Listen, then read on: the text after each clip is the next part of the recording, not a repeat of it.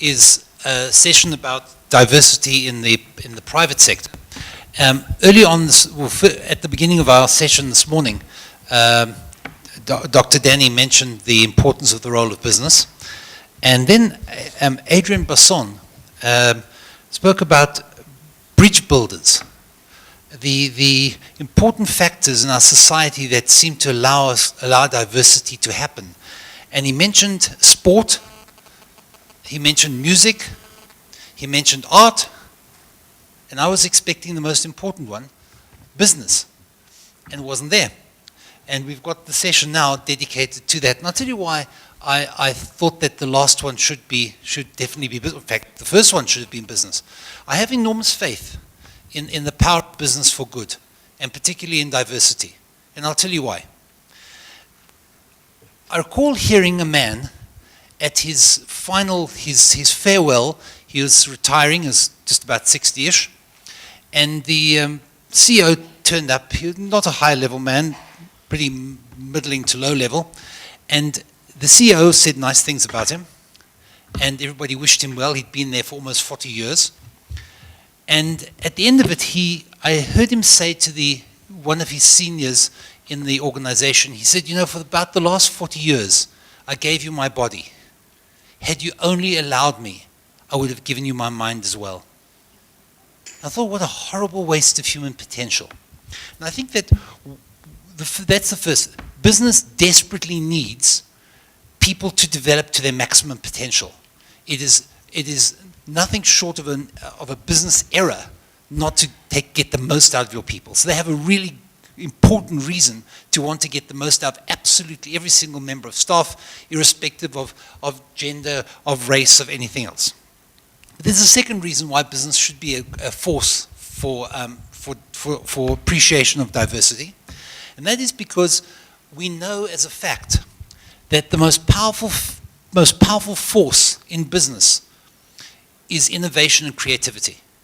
We cannot grow businesses, profitable businesses, without having innovation and creativity. And we also know for a fact that creativity and innovation are almost a direct function of diverse opinion. When you have monolithic opinions, you have nothing. You might have one breakthrough and you'll never have another one. So for both of those reasons, I believe business can and should be playing an enormously important role in diversity in our country. And in order to find out what the facts on the ground are, we have with us two quite exceptional people. On my far left is Dr. Iraj Abedian. He's a PhD. He's the Chief Executive Officer of Pan-African Capital Holdings, a firm that he founded in 2005. He's an economist by training with extensive experience in business. He was also the chief economist and an ExCo member of Standard Bank Group. So he's superbly qualified to give us an opinion. Sitting next to him is Coovardia, who heads up the Banking Association of South Africa. He's involved in a long list of areas in finance and banking that he's involved in, from the deputy chairman of the African Union for Housing Finance to a board member of the Microfinance Regulatory Committee. And out of that realm, he's also the chairman of the Johannesburg Civic Theatre.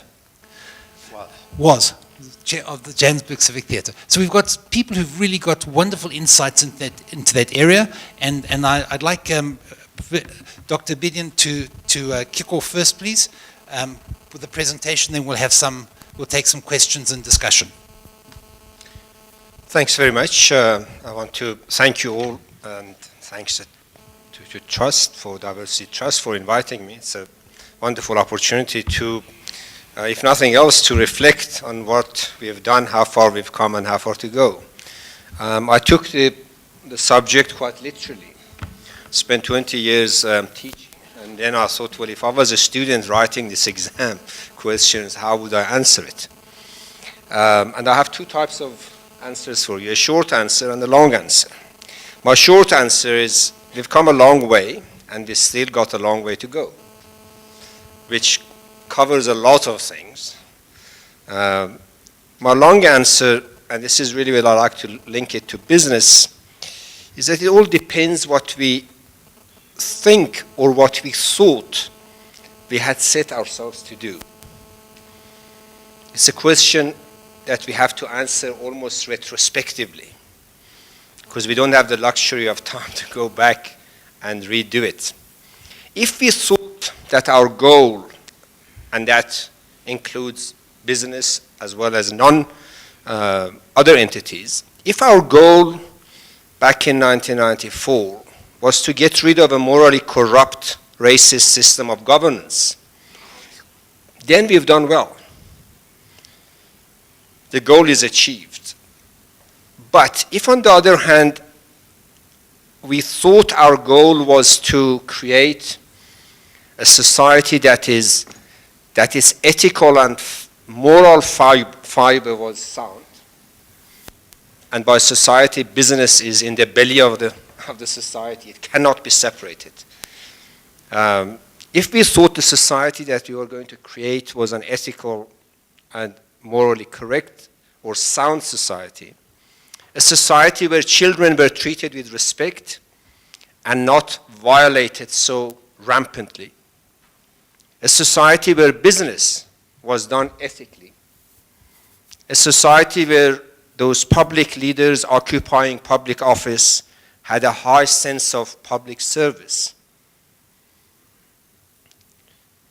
If we thought we were going to create, or we were on the road to creating, a society where the working class was committed to self-empowerment and the social environment was conducive to unlocking their inherent capabilities, a society where the fair return on capital was in sync with a fair and humane remuneration of the workers, a society where the ongoing, outdated, and unproductive battle between capital and labor was to be replaced by a culture of cooperative win-win collaboration at the workplace, a society where our youth had no shortage of living, value-driven role models in their families, in their schools, at their workplaces, and in their social spaces. A society where women and men acknowledged and respected their reciprocal capabilities and celebrated their equal humanity. A society where a growing sense of community was cultivated, and a sound platform for sustainable intergenerational equity was created. And finally, a society where freedom reigned. That is, freedom from prejudice, from poverty, from hopelessness, and freedom from abuse, freedom from fear, and freedom from otherphobia. If these were our goals, then we have left much to be desired. I'll come back to the question of otherphobia at the workplace and within the broader society. It's my personal view and belief that it's the latter that the South African society by and large had in mind in its soul and its dreams. I hold this view because in my interactions in the business community, in my discussions and debates with those involved in research, philosophical and academic pursuits, in my engagements with our socio-political leaders and in contact with our fellow citizens at the grassroots levels, I get a strong and alarming sense of disappointment. I'm not a sociologist, but my study of economics and social science leads me to believe that at the moment, by and large, South Africa, including its business sector, we are a group of disappointed people for different reasons. This disappointment is not necessarily a bad thing. I would argue that much of this disappointment is because now, after 20 years of our democratic dispensation, we have all realized that our initial assumptions were flawed. We can now see that our business plan, our roadmap, our action plan, did deal with some of the problems and neglected some others. And in business, this frustration is peaking at the moment. You see every day that you read the Business Day or any business media, printed or online, you'll see the mounting frustration within the business community. by all parties for a different reason. In business, it's commonly agreed that no one can create a successful enterprise without some serious failures along the path.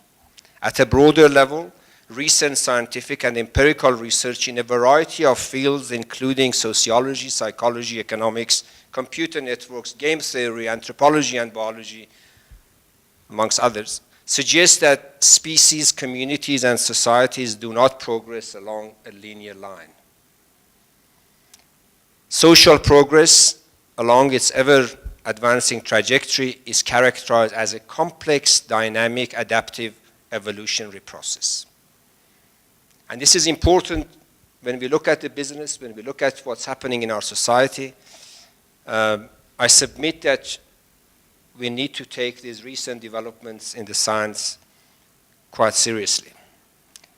Transformation in business as well as in a broader society is a complex, multifaceted process.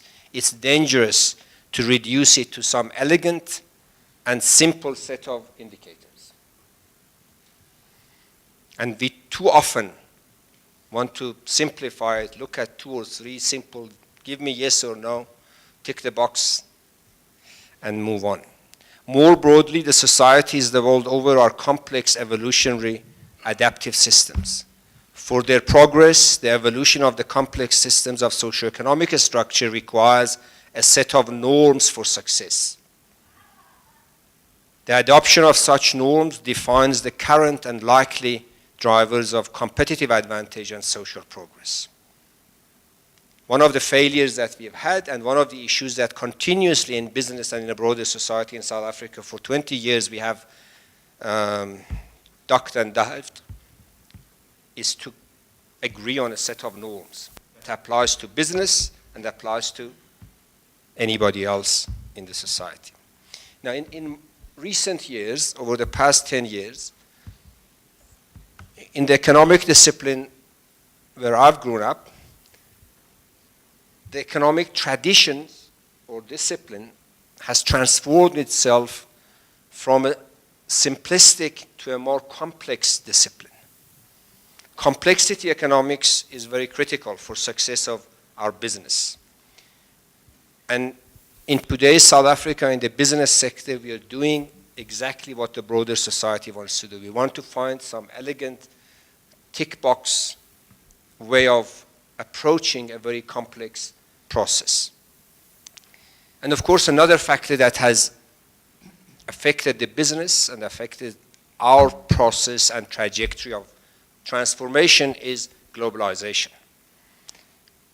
Globalization has brought with it, and as we know since 1994 and at the time of transformation of South Africa into a democratic dispensation, it was the heavy days of globalization right across various processes of society or social processes. Most importantly and most relevantly for our discussion in this session is the globalization and integration of the global financial sector. The 27,365 capital markets or financial markets has direct bearing on the transformation in South Africa, particularly in the business sector. We have seen globalization bringing with it both positive and negative qualities for our growth. On the one hand, we needed capital to fast-track our growth. We needed technology. We needed integration into the global economy. That we achieved. And that was the positive side. But with it came another set of forces, what may be called the negative forces of globalization. Greed, corruption, materialism, and what may be called demonstrative materialism. It's not that you have it, but you must also demonstrate it. All these influenced the way our business sector in South Africa has approached and is busy approaching elements of transformation in our country. These negative forces are obviously not unique to South Africa, but they've had material impact on the moral decay the spread of corruption in business. We all know about what's happening in government, but in business, we have seen recently horrific cases of abuse and materialistic focus. Values have been thrown away. Just about there is no sector or major sector of the South African business that has not been subjected to these corruptive influences. And within business, much like within the broader society, otherphobia, which is the fear of otherness, whatever that otherness is. I know we in South Africa, the easiest way of otherphobia is race.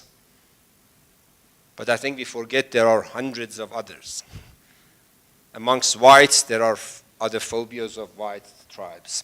Amongst the blacks, there's other phobia of black tribe, black groupings. In business, there are other phobias of businesses, small and medium. Within business, there is fear of banks and financial sector extractive behaviors.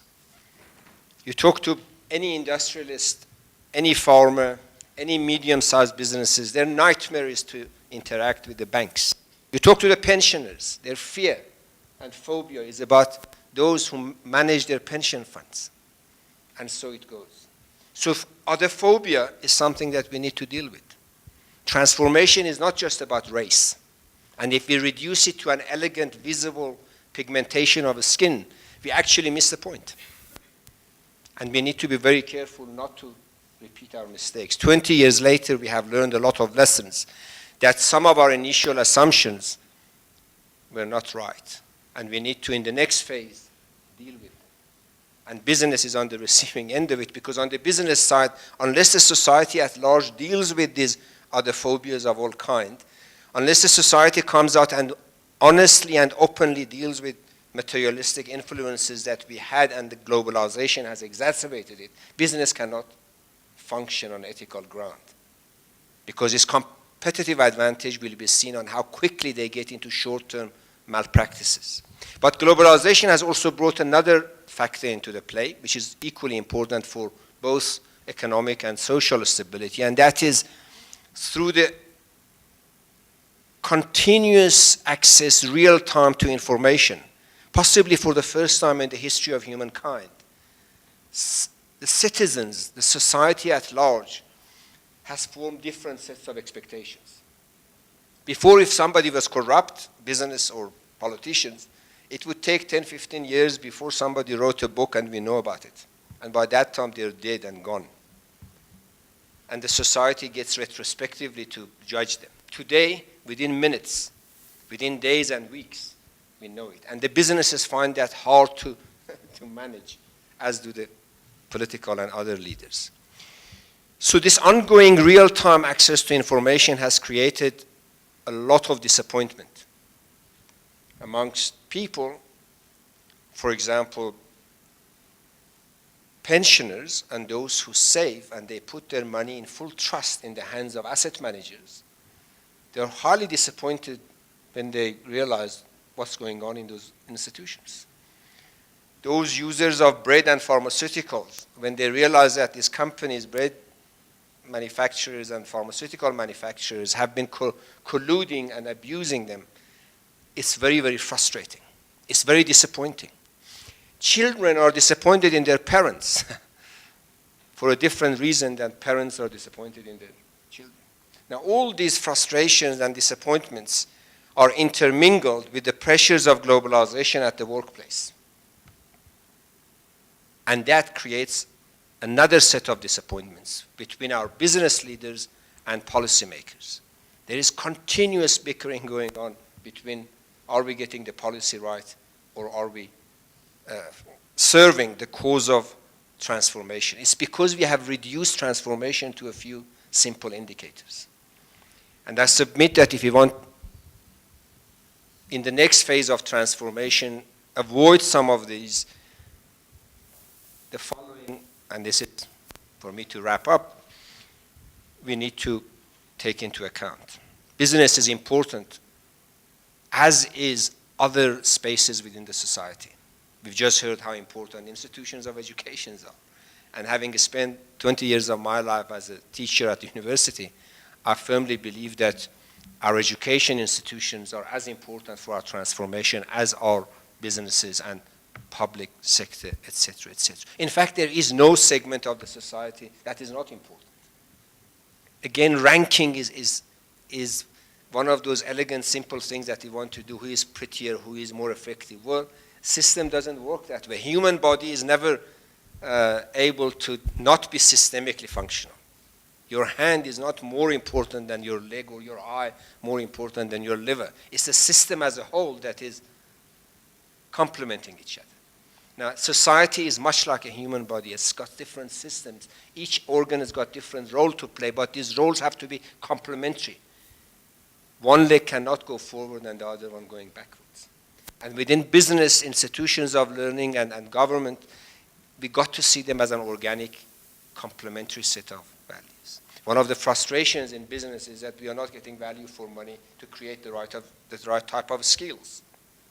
And when we don't get the right type of skills, businesses are not only not competitive globally, but also optically, they seem to be stuck.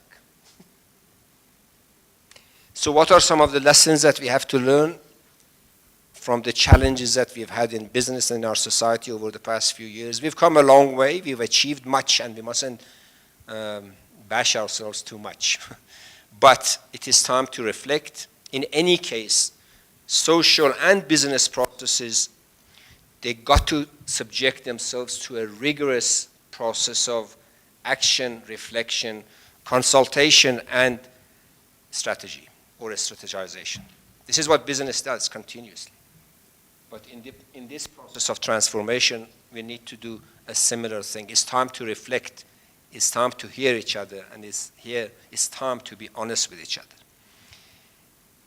In this process of reflecting on what we have done and what we have achieved and we have not achieved, who has contributed how much to this process of transformation, we need to set aside the problem of otherophobia.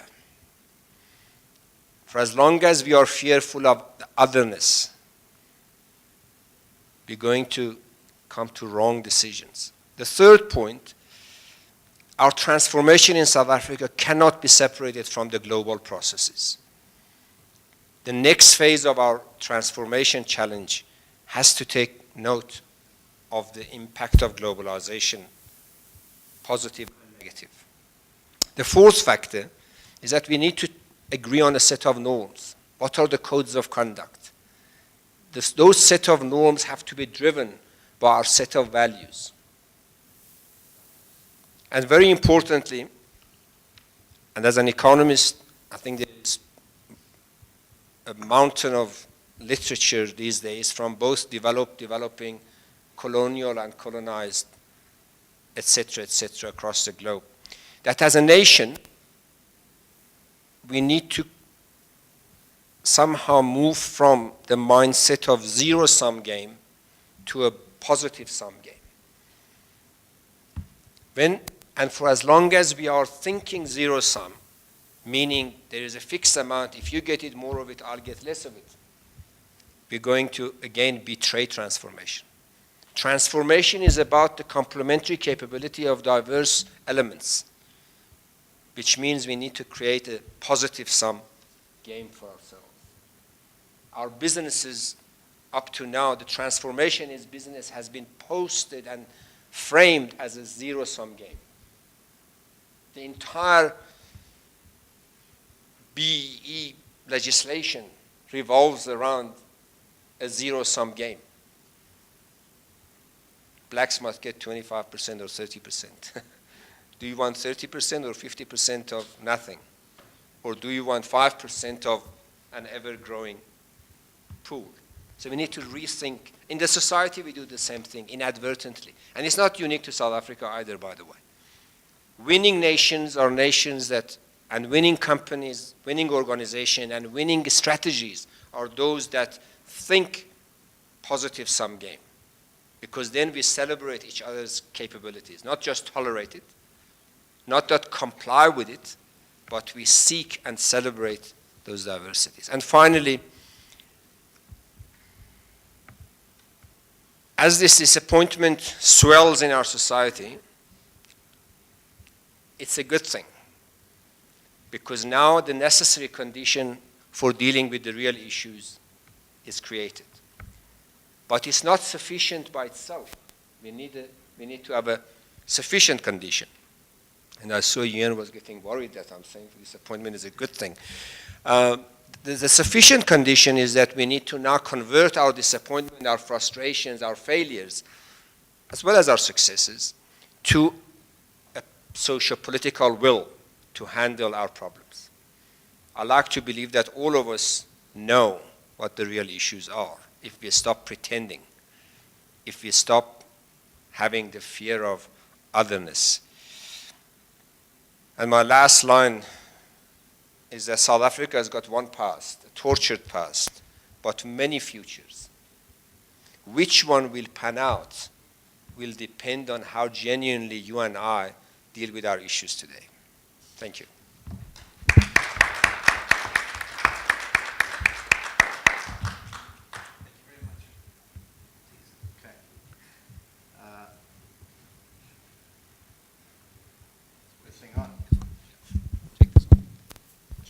Okay, I'm not too sure there's too much left for me to say, but let me start by what I understand about diversity. And there are a couple of things that I think are important if we want to look at diversity. I think diversity it's about acceptance and about respect. If we say that we are a diverse nation, then we need to respect and accept each other's diversity and each other's differences. I think it's also about recognizing the uniqueness of an individual, not being individualistic and egotistical, but to recognize the uniqueness of an individual and recognizing our individual differences, but also how we can put those together to actually build a nation. I think it's also the exploration of these differences in a safe, positive, and nurturing environment. And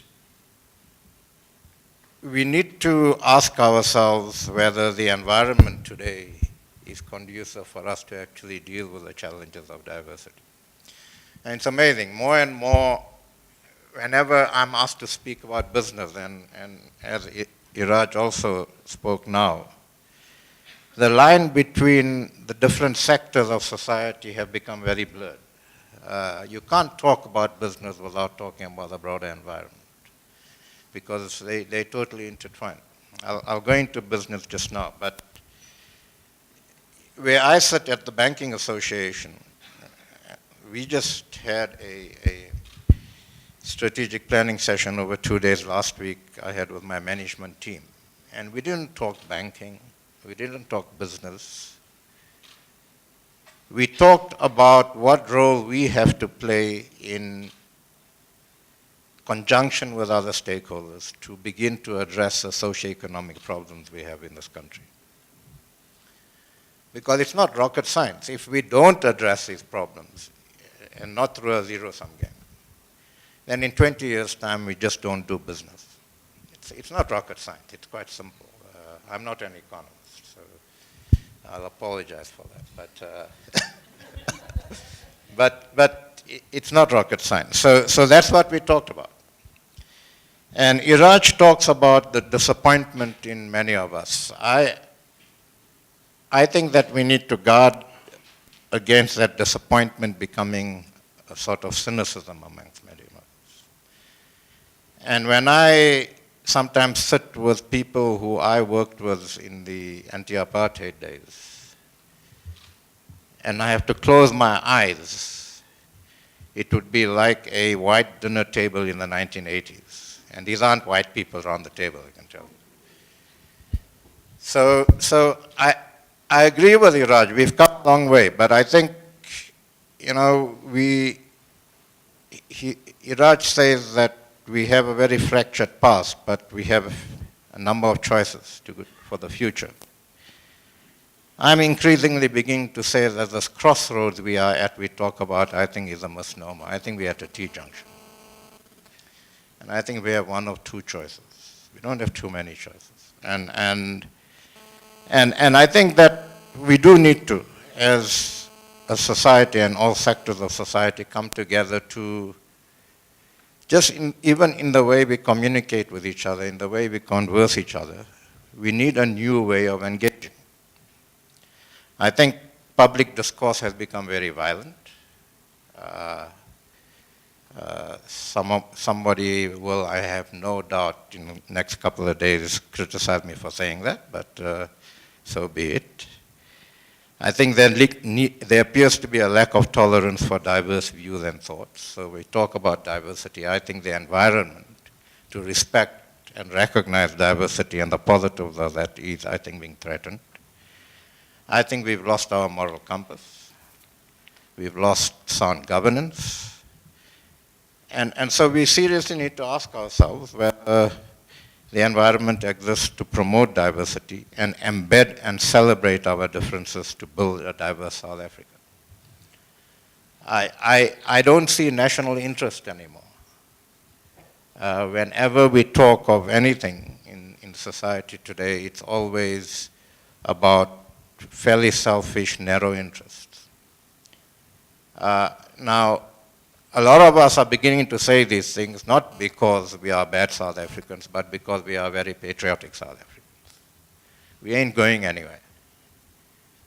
This is our country, and a lot of people fought very hard, struggled very hard, and died for this country. So when some of us begin to say these things, it's because we are extremely concerned and because we believe we are losing the opportunities that we have to actually take us onto another path.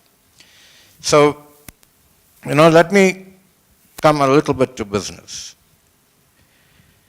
Iraj talked about black economic empowerment and so on, and it just amazes me. I've been quite involved in the whole history about the financial sector charter and so on, within the context of the black economic empowerment debates in the country. And it amazes me that we wasted 3 years negotiating with labor and community groups because they were more concerned about who owns 15% of a bank rather than how much a bank invests in low-income housing and SME development and agriculture. Now, if you want to promote diversity, if you want to develop and empower people, I don't care. I don't care if Iraj owns 10% of Standard Bank. Makes no difference to the way that bank operates. And yet for 3 years was representatives of constituencies who need housing more, who need agricultural finance more, who need SME finance more. We wasted 3 years in debating who should get an extra 5% of ownership. There's something wrong in this country. And we need to, I think, begin to take a couple of steps back and begin to look for that moral compass and ask ourselves some hard question about what we mean by transformation, what we mean by diversity, and what we mean by this word we throw about Ubuntu and all of those things. In business, to a great extent, I agree with Iraj, but I think you can look at figures. You can tick the boxes. So I looked at some figures, and most banks would be top performers according to the scorecard of the Department of Trade and Industry as far as transformation goes. But I think that we do need to look at things a bit more carefully. I think business needs to adopt a longer-term approach to business. And including in that longer-term approach, what it means for business if the inequities in society continue and actually grow. Not because we good guys or we altruistic or so, because it's just not good for business. I mean, there are good guys there as well, and there are altruists there as well, but it's not good for business. I think the environment to celebrate and recognize diversity in business must begin to become embedded in business. And the structures must be created in business to actually support that. Otherwise it doesn't work. And we need to dig deep in business to look at our reward structures, the way we reward people, the way we interact with people, and we need to begin to understand how using the diversity of our country positively actually contributes to the growth of our businesses. I think there are pockets where that is happening, but I think we've still got a long way to go. But let me also just use an anecdote to sort of also demonstrate that it's complex, but we're also getting there. Jacob Marie retired as CEO of the Standard Bank Group recently. And the Association of Black Securities and Investment Professionals, which represents black interests in the financial sector, gave him a farewell dinner. And Grant Newpen was the keynote speaker. And he started by saying, let's take a step back and understand what's happening here. Here's an organization representing black interests in the sector, recognizing a white man as a champion for transformation. And that is happening. We have come a long way. But we still have a long way to go. Let me also finish by, sort of on a more personal note. I have an 18-year-old daughter. She's in matric. And I'm saying this too often. She's become my mirror into society. And she asks me hard questions, and she started doing that about 3 years ago. And when I found it difficult to answer those questions, I started getting very worried. And I started looking a bit more carefully at the environment that I'm in. And she, she told me about 3 years ago or 2 years ago, Dad, in 3 years I vote for the first time. And I'm not too sure who I'm going to vote for. And, I come from an anti-apartheid background. I'm progressive, so is my wife. So my wife told her, don't talk nonsense, you're going to vote for the ANC. And I told my wife, no, don't tell her that. Let her think about things. She then saw the infamous FNB ad earlier this year. And she saw the responses of 2 political parties to that ad. And she told me, Dad, remember I told you I don't know who I'm going to vote for. Well, I still don't, but I can tell you who I'm not going to vote for. I'm not going to say who she's not going to vote for. You guys can make up your own minds. But also sometime last year, my wife asked her, Nebs, she goes to a private school, and my wife asked her, how many black girls in your circle of friends? And she turned around to my wife and said, Mom, I don't understand the question. And my wife said, what's the hell so difficult about it? How many black girls in your close circle of friends? And she turned around and she said, if you're asking me whether I have friends who are black people, yes. But don't make your race issue my race issue. That's why I don't understand the question. And I don't think we even getting to grips of understanding these young people today. And to me, one of the most optimistic things about this country is the caliber of the young people coming through across the board and beginning to ask these hard questions and beginning to think for themselves and beginning to think of a country that they need. And to me, that's what diversity is all about, not race. Sure, background, upbringing, and all of that informs the diversity debate.